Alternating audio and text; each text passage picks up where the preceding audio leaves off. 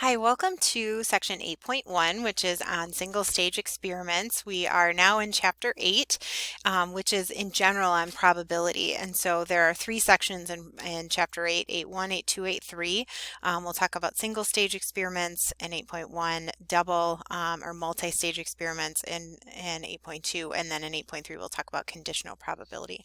So single stage experiments are experiments that have one action. So one action, meaning I roll a die, or I pull a card out of a deck of cards, or I spin a spinner, or I pull a ball out of a drum. It's possible that maybe you're pulling more than one thing out. So for instance, you roll two die, what's the chance that a 1 and a 1 pop up? If they're being rolled at the same time, then we could still consider that a single stage experiment because it's just one action. You just happen to be using two things. That's different than having maybe a deck of cards and saying, I'm going to pick three cards out of the deck in a row. What's the probability that I get a king and then a queen and then a jack?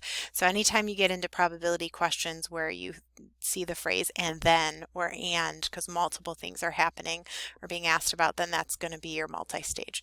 So below we've got a list of just vocabulary and just some different rules with probability, and these are going to make much more sense as we go through them. For instance, like the first one, outcomes, that's really just the language that we're going to use when we ask questions. So for example, I roll two die. How many outcomes are there? That's just saying, how many different possible ways can I roll two die? Or for example, rolling one die, a die has 6 possible outcomes. So you can get a 1, 2, 3, 4, 5, or 6. The sample space, so that's the second term there listed, that's the list of all possible outcomes. So you think about the experiment and you ask yourself, well, what could happen? Anything that's possible, any possibility, anything that's possible, you're going to list down, and that's included in the sample space. And you always use curly brackets when you list the sample space. So for example, the sample space for rolling a die is 1, 2, 3, 4, 5, and 6, and we use curly brackets on either end to show that. What I'd like to do is I'm going to stop there and I'm going to skip ahead to the first example, and we'll talk about sample space, and then we can come back to this list. So in example 1, we've got a couple of different questions here. The first one, or experiments rather, we're tossing two fair coins. So let's stop there. So what is a fair coin? A fair coin could be, just think of a coin that you use. So like 2 pennies or 2 dimes or 2 nickels or 2 quarters. And so imagine 2 coins in front of you, and we're going to flip them. Okay, you could flip them at the same time because we'll think of this as a single stage experiment, and we want to record whether or not the top sides are heads or tails. So the choice is you could either have a tail or a head on each side. So one side is tail and the other is head. And actually, maybe I write it like this. Maybe I put a head on this and then a tail is going to go in the back. Maybe that makes more sense. So the tail's on the back, the head's on the front, just in my picture right here. And so the sample space would be, we're going to start with curly brackets. Just ask yourself, well, what could happen? What are all the possibilities? One possibility would be like my picture here, and you could actually draw it out if you wanted to. So here's one possibility. You could get a head and a head, and we could just write it like this. So I could get a head and a head. What else could happen? And you could pause the video and try this on your own. I could get a tail and a tail. So both of them land tails. I could get a tail on the first and a head on the second one. Or I could get a head on the first and a tail on the second one. And so those are all the possibilities for outcomes when you toss two fair coins. And so there are 4 possibilities on the sample space, or 4 outcomes. So we're using that vocab word. And once we list the sample space out, then we can go ahead and find the probability. So let's go ahead, and I'm going to scroll down to the next one. We'll come back to probability, and we're just going to write down the sample spaces. So these would be good ones also to pause the video and try these on your own.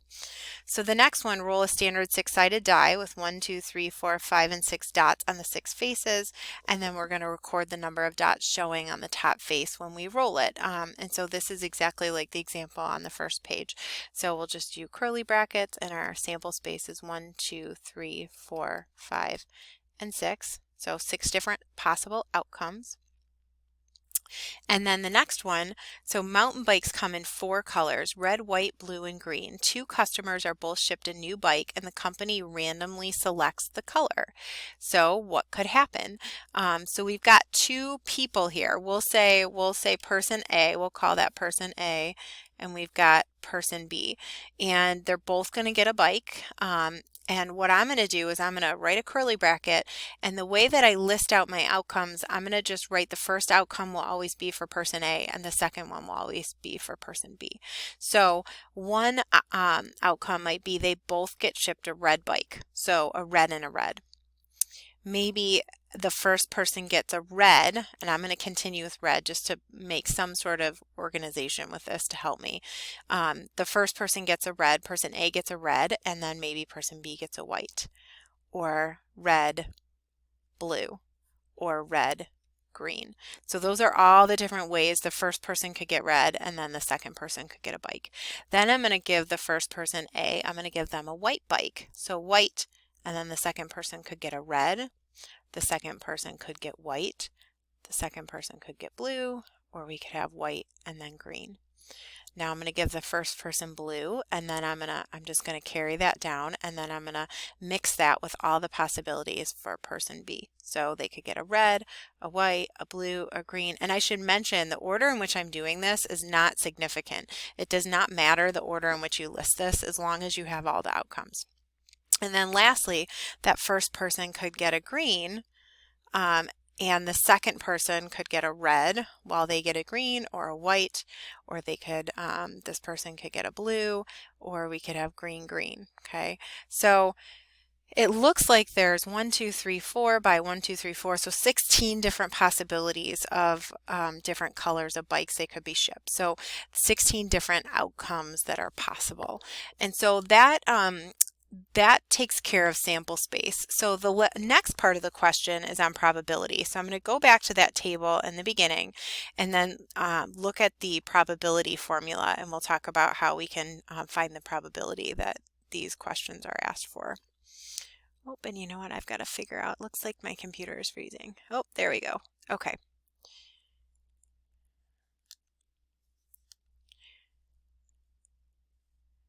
Let's see. Okay, so back to the first page, we talked about sample space. So we talked about outcomes, we talked about sample space. So probability, let's talk about probability. So probability is always between 0 and 1. And intuitively, you probably already know this, but it's really good. We need to revisit this and think about this from a mathematical point of view. So if I said to you, what's the chance that it's going to snow today?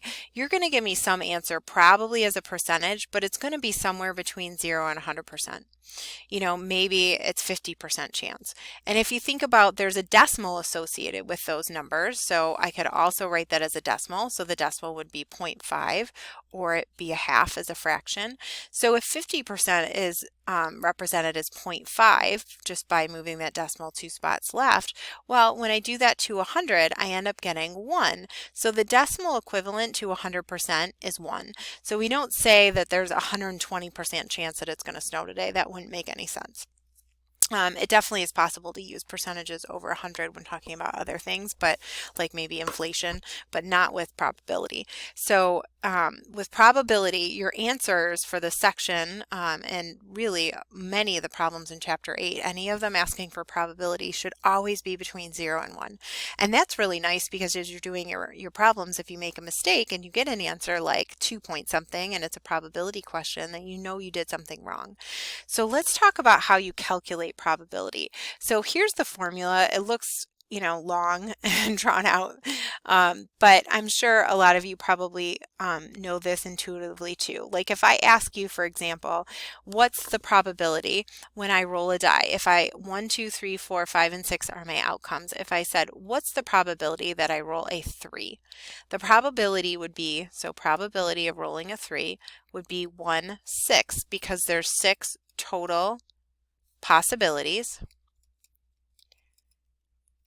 And then the 3 occurs once. So if we look at our formula down here, the top of the fraction is the number of outcomes in the event. So how many times does that happen? Meaning how many times does a 3 occur? Divided by the number of outcomes in the sample space, which is the total. So really what's in the parentheses, that's your Cliff's Notes version for this formula. And we'll talk about experimental probability as we get to it. So let's jump back to our example. And with this first one, this would be a great place. Pause the video and try the probability questions for A, B, and C. So for the first one, getting exactly one tail, the way we would write that is we'd say P of exactly one tail would be either, let's see, it could be either head, tail, or tail, head. Those are the choices that would give us exactly one tail. So what we could do is we draw our horizontal line, because probability is always, we start with a fraction, and we want the total possibilities on the bottom. So there are 4 possibilities. So 1, 2, 3, 4. So 4 possibilities. And 2 of them result in exactly one tail. So 2 out of 4. Now we always want to reduce if we can, so we could divide by a common factor of 2 and we could get 1/2. And so your answer is 1/2. You could also write 0.50. Now 50% is also good too, but for the most part your homework is going to be asking for decimals or percentages. So it's good to get used to using those. For the next one, we're asked, what's the probability of getting a prime number? So we have to remember, well, what is a prime number? A prime number is a number that has exactly 2 factors. So we talked about this in Math 148. That 1 is actually not I don't know why my writing's disappearing. 1 is actually not a prime number because it doesn't have 2 factors. It only has 1 factor itself. So the first prime number is 2. And 3 and 5 and 7 and 11, and they keep on going. So the prime numbers in the dice choices, or the choices in rolling a die, would be 2, 3, and 5. So those are all prime. So my probability, there's 6 total possibilities for what I could roll. 3 of them are prime. So 3 prime divided by 6 total, and if we reduce that, we end up getting 1/2 or 0.5. And then lastly, we want to know the probability that both customers get the same color bike. So we're looking at red, red, white, white, blue, blue, or green, green. So it looks like there are 4 with the same color divided by 16 total possibilities, and we could reduce that by dividing both the numerator and denominator by 4, and we end up getting 1/4 or 0.25 for an answer. So the next example is a card example, and if you're not familiar with a deck of cards, if you're just not a card person, let's go through real quick, and I'm going to label these because you'll see these card examples more than once. They'll be in your homework, and it's also possible to see them on a test. So the 4 symbols on the left here, these are called suits. So there are 4 suits, and the suits are hearts, diamonds, spades, and clubs. The last 2 aren't as obvious, so definitely write those down. And then you can see that we have half the deck is black, the other half is red. There are 52 cards total, so that means there's 26 red and 26 black. And then there's 4 of each type of card. So the A represents the ace, and then J is jack, Q is queen, and K is king. The face cards, in case that comes up, so are jack, queen, and king. So these are called face cards because those cards always have faces on them. So there's 12 of those face cards because we've got all these jacks, all the queens, and all the kings.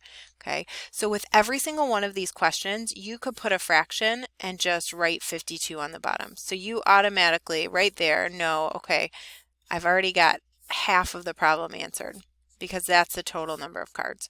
And all of these are single stage experiments. So now what I would do is pause the video and go through A through J and see if you can figure out what the numerator is. So you're going to be counting. So for instance, Letter A, how many 10s are there in the deck? Well, there's 1, 2, 3, 4 10s, so the answer is 4 out of 52. I'm actually not going to reduce my answers just because I think it's good to just I want to be able to compare between each other. And I think when you leave them over 52, at least with the card example, it helps you, you can spot when you make a mistake a little bit better because you can look at your numerator and recount if you need to. So on your homework, you can go ahead and reduce these if it asks for it. So as I said, I would pause the video and try these on your own. So I'm going to go ahead and do B. So a club. So I'm going to erase these 10s and start fresh. So there are 13 different clubs. There's 13 of each suit. So my answer is 13 out of 52, which is also 1/4 or 0.25. The ace of hearts. So in this case, I'm just going to look for the ace of hearts is just one card and it's right here.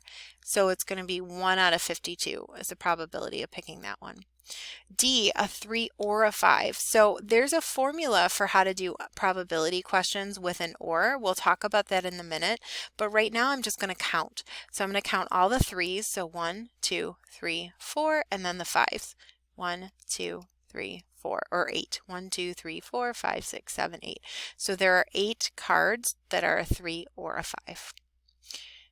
A 6 or a spade. So this is where I'm going to count the 6s. 1, 2, 3, 4, and then I'm going to count the spades. 5, 6, 7, 8, 9, and this is where you have to be really careful when you're counting not to double count.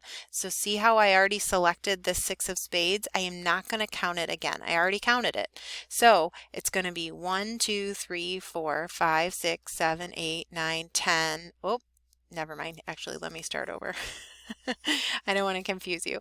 So 1, 2, 3, 4, 5, 6, 7, 8, 9, skip that 6, 10, 11, 12, 13, 14, 15, 16.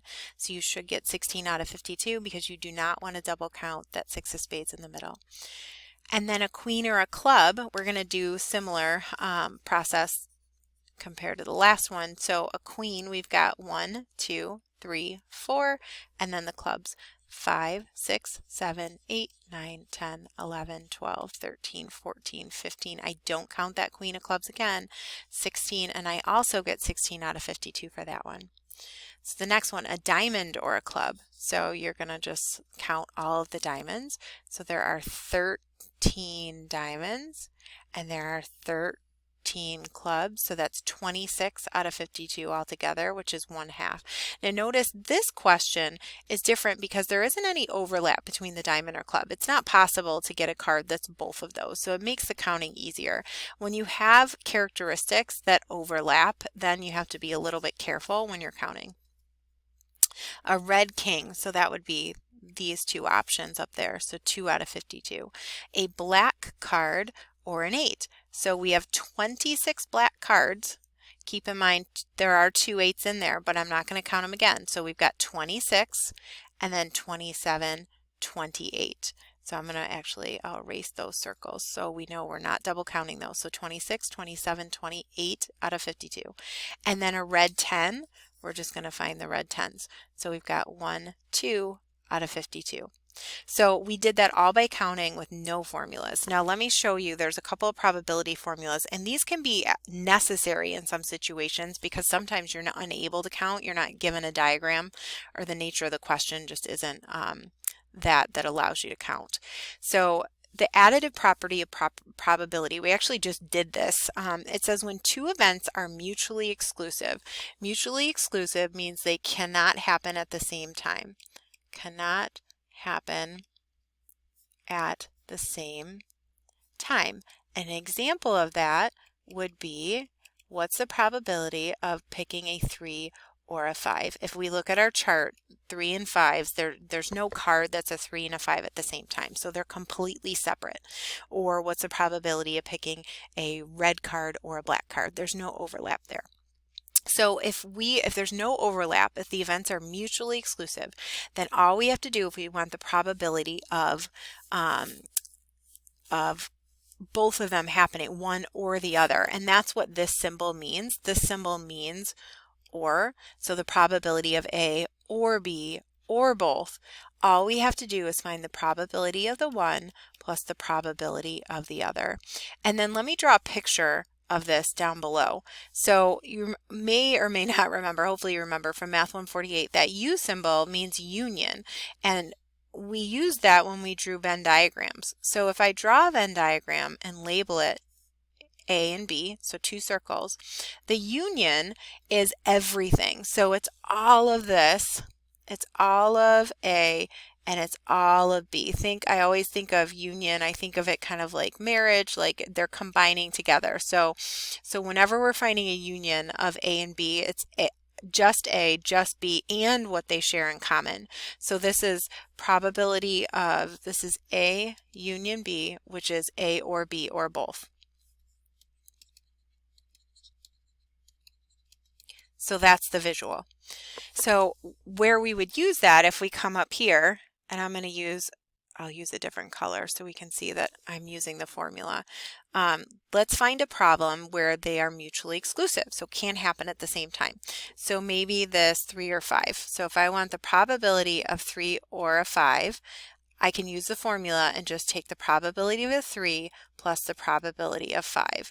So the probability of a 3 is 1, 2, 3, 4, and the probability of getting a 5 is 4 out of 52.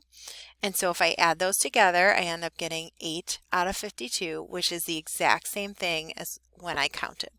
So did I need to use that formula? Absolutely not, but it's nice to know that it exists in case we need it. And some people like having that formula to rely on and prefer it over counting. So I'll just fill this out down here. So we did 4 out of 52 plus 4 out of 52 equals 8 out of 52. And this is another reason why I didn't reduce, because it makes it easier for us to see that those are the same answers. So the next part, when two events are not mutually exclusive, this means that there's overlap. It's possible to for both characteristics to happen at the same time. So both possible at the same time. And so an example of this would be, what's the probability of a queen or a club? Okay, and when I counted up there, that was the one where I said, okay, make sure we don't double count. Well, the formula for this, we have to take the probability of the one plus the probability of the other, but then we have to subtract the probability of them both happening at the same time. And that's what this means. This is sort of like both. So if you look at the picture, just to show you where that section is. So if we have A and B, A intersect B, we use the word and, so A and B at the same time is just the center part. It's this overlap. And so we want to subtract out the overlap because we don't want to count it twice. And so that's what this is saying. So if we go up here, let's do our queen or club example. So if we look at queen or club, I want to look at the picture while we do this so it's super clear. I'm going to erase what I did before. So if I want to find the probability of a queen or club using the formula, what I'm going to do is I'm going to say, okay, probability of queen or club, I'm going to take the probability of the queen plus the probability of a club minus the probability of both. And if you want to just skip the math, notation and just write queen or club or both queen and club at the same time, that might be a better way to do it. That's totally fine. So the probability of getting a queen is, there's 4 of them, so 4 out of 52. The probability of getting a club, there's 13 out of 52 that are clubs. And then the probability of getting a card that's both a queen and a club, you're looking at this card right here, just one. There's that card that I counted twice because it was in the 4 and it was also included in that 13. So my formula says I have to subtract that 1 And if I do 4 plus 13 minus 1, I end up getting 16 over 52, which is exactly what I got when I counted and I didn't use the formula. And if you're thinking, well, gosh, why would I use the formula? Counting was so much easier. You're right. I would just count in an example like this, but like I said, sometimes it's not possible. So we've got that's a really good example to use. And you could just even copy that example down here in the box if you wanted to. Okay, so let's hop down to example 3. So example 3 says an experiment consists of tossing a regular die with faces numbered 1 through 6. Use the following events to determine the probability. I included this question. It includes set notation, and there's some questions in your homework that do as well, so I thought it would be good for us to do one like this. So if you want, you can draw a picture with sets, but you don't have to. In general, if you just remember that the union symbol means or, and the intersection symbol means and. So remember, intersection is where the two circles overlap. So that's the part where there's A and B at the same time. Union means one or the other or both. That's why we shade everything. So if you remember those, then you can actually kind of substitute the math symbols just for or and then you should be good to go. So for A, we want to find the probability. E is even, and then union means or, and G represents odd. So I'm going to write, what's the probability of even or odd? I'm going to write it like this.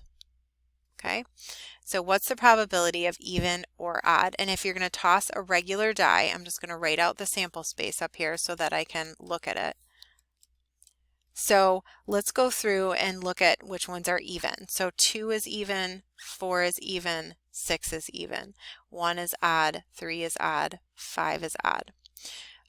So the probability of being even or odd, well, there's 1, 2, 3, 4, 5, or 6 of them are either even or odd. So I would say, well, there's a 6 out of 6 probability, or 1, which represents 100%. Now, if I did them separately, so if I did probability of even and added that to the probability of odd, let's see if anything changes. So there are 3 even numbers, so 3 out of 6 even, and 3 out of 6 odd. 3 plus 3 is 6, so 6 out of 6, I end up getting the same answer. So this is basically proving that even and odd are mutually exclusive. They can't happen at the same time because this union is equal to the probabilities of them added together. I don't need to subtract anything. So for this next one, oh, you know what? There's a typo. It says E and F in the beginning, and this should also be E, and this should be F. So go ahead and change that in your notes. Hopefully I'll get that changed for you. So E is even, and F it looks like is prime. So I'm just going to write it in words. So probability of even or prime. So I'm going to go through, and out of the 6 die, I'm going to count which ones are even or prime. And so we know that 2 is prime, 3 is prime, 5 is prime. So I'm going to go through one at a time. So this number 1 is not even or prime, so I don't count it. 2 is even or prime. And by or, I mean if it has either one of them, you count it. So we're going to count this one. 3 is prime, so I count it. 4 is even, count it. 5 is prime, count it. 6 is even, count it. So 1, 2, 3, 4, 5. So there were 5 out of 6 that satisfied that.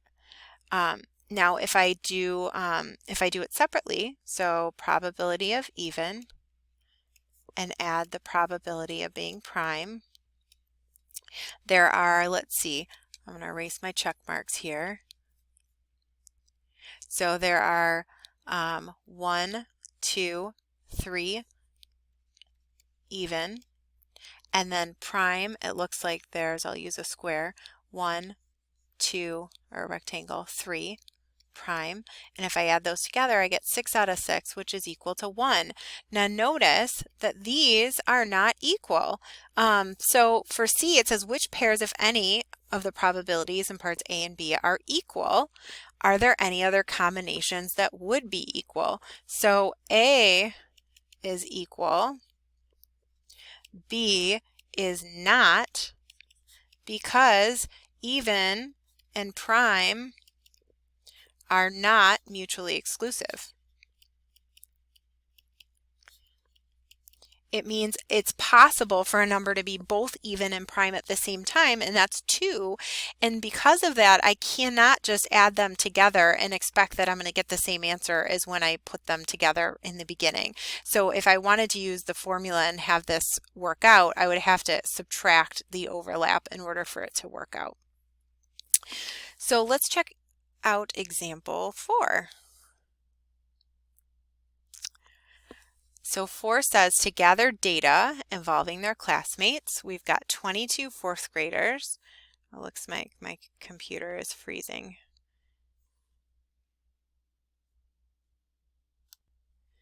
Okay, so we've got 22 fourth graders filled out a personal information sheet. So we've got 22 total. In the category of pets, 10 students had a cat, 12 had a dog, and 7 had both. And then if students are randomly selected from this class, what is the probability that a student will have a dog or a cat?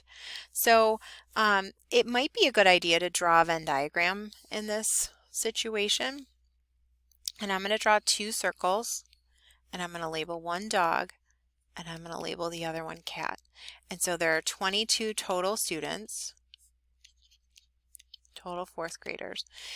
And if you remember from Math 148, when we do a Venn diagram for a problem like this, we always want to look at the middle, the both number first, and that's the only number that we usually just put into the diagram without doing anything.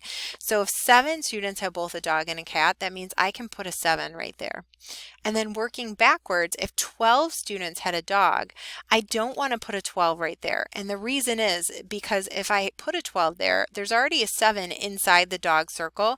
So that would mean I'd have 12 plus 7, or 19 in the dog circle, which is not the case. 12 students said that they had a dog. So if 12 had a dog, then what I'm going to do is I'm just going to subtract there. I'm going to say 12 minus 7, and I'm going to put a 5. That way together, the 5 and the 7 together makes 12. So now I have 12 inside the dog circle. Then I do the same thing for cat. So if 10 students had a cat, but 7 is already in the circle, 10 minus 7 is 3. So that means I need to put a 3 there in order for there to be 10 in the cat circle. So, and just so it's clear, I'll use a different color. So if we consider the red cat, you can see that the 7 is a part of that. And if we consider green dog, you can see the 7 is also a part of the dog circle. So now we can go ahead and find the number that needs to go on the outside of the circle. So if there are 5 plus 7 plus 3, which would be 15 altogether that are in the middle, then 22, we've got 22 total students. 22 minus 15 is 7, which means there's got to be 7 that didn't have a dog or a cat. So just to double check, here, we're going to add all the numbers in our picture. So 5 plus 7 plus 3 plus 7, we end up getting 22, which is the total number of students. So now that we have our diagram done, I can answer the question. So the question says, if a student is randomly selected from the class, what is the probability that the student will have a dog or a cat? So a dog or a cat means a dog, a cat, or both. So it's this number, or this number, or this number. So 5 plus 7 plus 13. So that's 15 out of 22 have a dog or a cat or both. So the answer to the question is 15 over 22. And notice 15 wasn't anywhere in the problem. So doing the diagram helped us answer that question. Okay, so let's look at example 5. So a third grade teacher is experimenting with two different types of exams to determine a student's reading level. The first correctly identifies, in her opinion, the level 75% of the time. The second exam correctly identifies their level 60% of the time. If the probability is 80% that at least one of the tests correctly identifies the reading level, what's the probability that both tests correctly identify the reading level? Ugh, this is wordy, isn't it? This is the type of question where you see that at least part, it makes it hard to draw this one. You can use a picture if you'd like, but I actually think reverting back to that formula that we talked about would be helpful here. So let me write down that formula and show you how you could use it with a problem like this. So the formula said probability of A or B is the probability of A plus the probability of B minus the probability of A intersect B. Now let's kind of take this apart. So the intersection, we said that means both.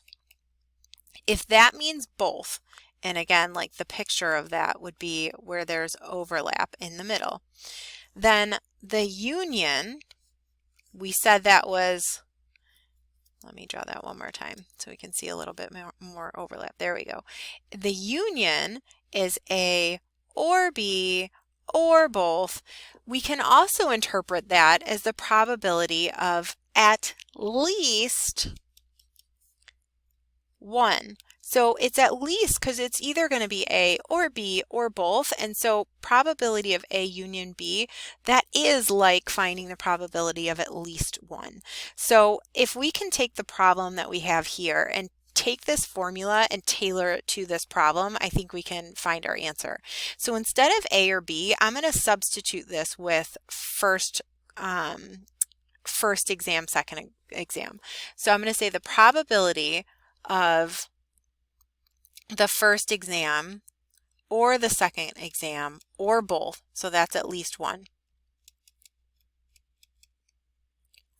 is the probability of the first exam plus the probability of the second minus the probability of both the first and the second exam correctly identifying their level. So now what we can do is we can go and search for those numbers and see what we can plug in here. So it says the first exam correctly identifies the level 75% of the time. So I'm going to put 75% here. So if you want to use just 75, you can, or you can use a decimal, it doesn't matter. It says the second exam correctly identifies their level 60% of the time. So I'm going to write 60 there. If the probability is 80% that at least one, so 80% is going to go over here, then what is the probability that both test correctly identify the reading level? So that's the part we don't have. So this part at the end, we do not know that. So I'm just going to write an X there. Now I have an equation that I can solve. So I'm going to add the 75 and the 60 together and I get 135 minus X equals 80. And then I want to get the variable on one side and the numbers on the other. So maybe I subtract 135 from both sides and I get negative 55 equals negative X. I don't want to leave X negative, so I could divide both sides or multiply both sides by -1, and those negatives cancel, and I end up getting X equals 55, or 55%. So this means that 55% of the time, both tests correctly identify the reading level. And so that is one where the formula is necessary, and we couldn't have relied on counting because there's nothing to count. Okay, so let's look at example 6. So example 6 is what we call an experimental probability scenario. And if you look at the chart on the first page, that's number 5. And there's a formula there that says if you want to find the probability of an experimental an experiment, an outcome from an experiment, you need to divide the observed frequency of the event by the total number of trials. So I'm just going to write that here. So the probability of the event is just the observed frequency of the event divided by the total number of trials. So this is different than me saying, what's the probability of flipping a head on a coin? Oh, it's 1/2 because theoretically there's two sides and a head is one of them. Here, we're actually using the data from the experiment. So for A, when it says, what's the experimental probability of rolling a prime number, we're going to figure out the number of times we rolled a prime, and we're going to divide that by the total number of trials. So to find the total trials, you can just add up that the row of occurrences. So if we add up this whole bottom row here, if we add all those up, the sum is 75. Occurrence just means that's how many times, like 24 times is the amount of times I rolled a 1. I rolled a 2 12 times. I rolled a 3 15 times, and so on. So the bottom, the denominator, is going to be 75. And then the number of times I rolled a prime. Well, let's talk about what numbers are prime again. So 2 is prime, 3 is prime, 5 is prime, and I'm specifically looking for the number of occurrences. So I'm going to add 12 plus 15 plus 10. I'm going to add them together, which gives me 37 over 75. So that's the probability that I roll a prime given these results. So that's the experimental probability. Now, theoretically, you would say, you know, it's 1/6 plus 1/6 plus 1/6, which is close to this, but it is, you know, it's not the exact same. So B, if the die were rolled 200 times, how many times would you expect to land on a 1? So we should write a proportion here. So let's figure out how many times out of the 75 we rolled a 1. So out of 75, I'm going to erase what I had before. Out of 75 times, there were 24 times that I rolled a 1. So 24 times you roll a 1 out of 75 total. We can use that proportion to figure out how many times approximately we may expect to roll a 1 if we rolled it 200 times. So notice I put roll on the top. So if there were 200 rolls, that would go on the bottom because that would be total. And the many times I rolled a 1, I'm trying to figure that out. So the x is going to go on the top. And then you can cross multiply. So 24 times 200 equals 75 times x. And you end up getting, we get 4,800 equals 75x. And then divide both sides by 75 to solve for x, and we end up getting 64. So, and if you look at the proportion, 64 over 200 is the same fraction or decimal as you get with 24 over 75. So it's the same ratio. And again, this is experimental, so it's not theoretical. It's just saying based on this one experiment that's written down on the paper here. And what's interesting, so we can use, it's called the law of large numbers. This law says that the more times a simulation is carried out, the closer the experimental probability is to the theoretical probability. A good example of this might be with having children. So, you know, you could take a family who maybe they had 10 kids and maybe they had 8 boys and they had 2 girls for 10 kids total. Well, the experimental probability of that family having a boy, if they were to have another kid, would be 8 out of 10. But the theoretical probability of having a boy would be 50%, 50-50. Well, if you had a large number of women line up, so maybe you had, 50,000 women line up and you tallied all of their data and you added up how many boys and how many girls and how many total, that percentage of boys would be closer to 50% because you're looking at a really large number of people.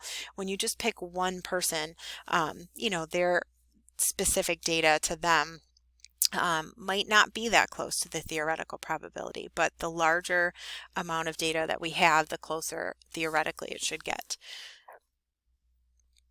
So we have one other type of example, and it's an example and it's a new concept also, and it has to do with probability, but it has to do with odds, which is a different vocab term here. And the way that we write our odds is a little bit different than how we write and understand probability. So what I mean by odds, we can think about this as a sports example. That's probably more common. I'm not a big sports fan, but it still helps me think about this because I hear this enough So for example, let's say a team loses 5 times and wins 7. We would say that their odds of winning, we would say the team is 7 and 5. So they won 7 and they lost 5. So if a team is 7 and 5, we say they won 7, they lost 5. If I asked you, what's the probability of that team winning? You wouldn't want to say 7 over 5. So when we write odds, you can't take the numbers from the odds and then put them into a fraction because it doesn't make sense, because it's not 7 out of 5 total. In this case, the second number is not the total. So to get the total, what we have to do is we just have to add those up. And we think, okay, well, there's 12 total games. So the probability of winning would be 7 out of